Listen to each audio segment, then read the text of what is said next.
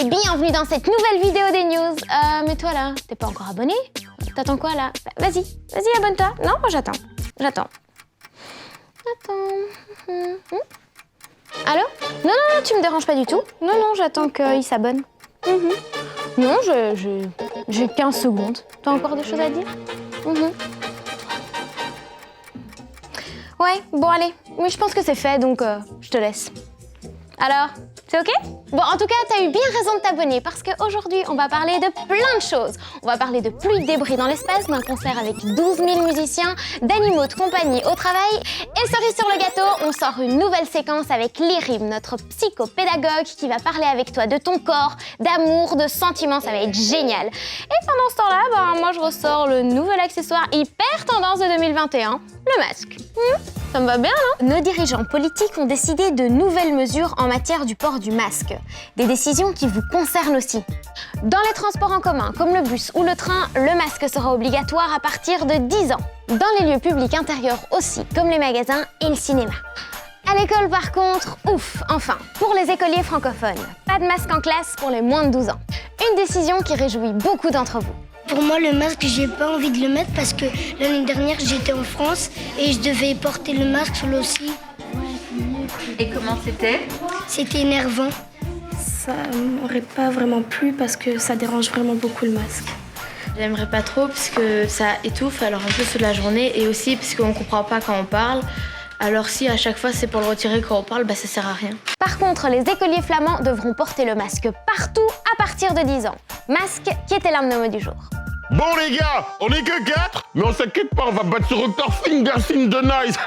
Salut mes petits poulets, moi c'est Brésil. 12 000. Bah ouais mon petit poulet, fallait 12 000 musiciens pour une seule musique. C'est le plus grand orchestre du monde jamais réuni. Le regroupement s'est effectué à Caracas, la capitale du Venezuela. Le morceau devait être bien choisi car chaque instrument devait jouer pendant au moins 5 minutes. Les organisateurs ont donc décidé de jouer la marche slave du compositeur Tchaïkovski. Allô, l'ISS? Est-ce que vous me recevez? Allô? Je crois qu'on a un problème. L'ISS, la station spatiale internationale située dans l'espace, est menacée d'être touchée par un nuage de débris. Les 7 astronautes présents à bord ont dû se réfugier dans leur vaisseau pour se préparer à une évacuation d'urgence. Mais d'où viennent ces débris? Il semblerait que la Russie soit responsable. Elle a tiré un missile de test contre l'un de ses propres satellites dans l'espace. Ce satellite a explosé, ce qui a provoqué des milliers de débris qui se promènent maintenant en orbite. Il faut savoir que dans l'espace, il y a des milliers de satellites qui gravitent. Ils servent à nous envoyer nos infos météo, notre position GPS ou encore à nous fournir notre connexion Internet. Et on en envoie de plus en plus, ce qui risque un jour de poser problème. Ce qui se produit quand on met autant de satellites, de temps en temps, vous allez avoir des collisions. Ces collisions vont évidemment émettre des petits morceaux un peu partout.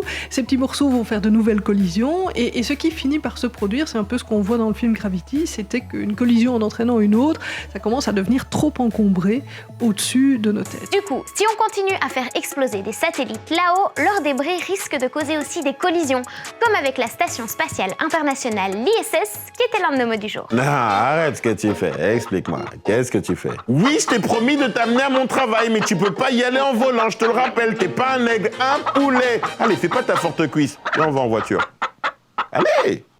En Angleterre, de plus en plus d'entreprises permettent à leurs employés d'amener leurs animaux de compagnie sur leur lieu de travail. Cela est dû à l'augmentation des adoptions d'animaux pendant les confinements.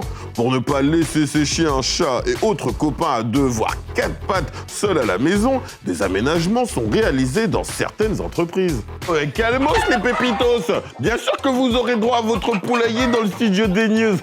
Alors mon petit poulet, si j'essaye de t'assurer que ce n'est absolument pas le bazar ici en studio. Tu me crois? En tout cas, animaux à l'école était l'un des mots du jour.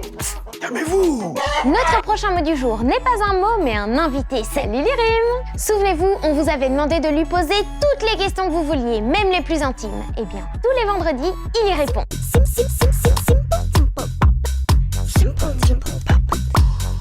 Bienvenue dans votre rendez-vous, et je précise bien, votre rendez-vous, parce qu'on va répondre aux questions que vous vous posez. Oui, j'ai bien dit on parce que je serai accompagné de l'Irim. Salut. Allez, check-moi ça. Bon, l'Irim, on fait comme s'ils étaient pas là, les petits poulets. Moi, je veux déjà savoir, hein, on va parler de quoi? D'amour, du corps, d'amitié. Donc, on a reçu un paquet de questions auxquelles on va répondre aujourd'hui. Comment sait-on que l'on est amoureux? Alors, comment sait-on ça? L'Irim, je te laisse. Daphné, en fait, c'est vrai que parfois on hésite, on ne sait pas si on est amoureux de quelqu'un ou pas. On ne sait pas si c'est de l'amitié ou de l'amour. Et en fait, il y a plusieurs indices sur ton corps qui peuvent t'aider à comprendre si tu es amoureuse d'une personne. Par exemple, il y a ton cœur qui bat un peu plus vite, qui bat la chamade, ou alors tu as les mains moites, ou quand tu vois la personne, tu es un peu gêné, ou tu rougis, ou t'es maladroit, voilà. Donc c'est tous des indices comme ça sur ton corps ou sur ta manière d'être qui peuvent te montrer si tu es amoureux d'une personne ou pas. Et aussi, parfois, tu es chez toi et tu penses toujours à la personne, tu as toujours envie d'être avec elle.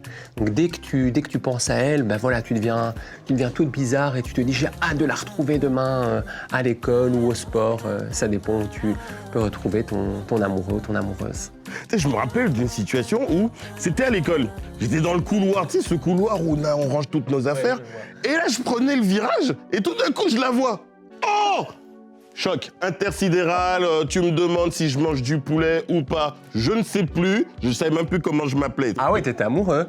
Ouais, je pense que c'était un truc comme ça, tu vois, super crush. Je te remercie, c'est très fort ce que tu viens de dire. Donc, il y a quand même un listing. Ouais, il y a un listing. Il y a une liste secrète. Bon, on va récapituler. Daphné, tu notes, hein? Les mains moites, le cœur qui bat un peu plus vite.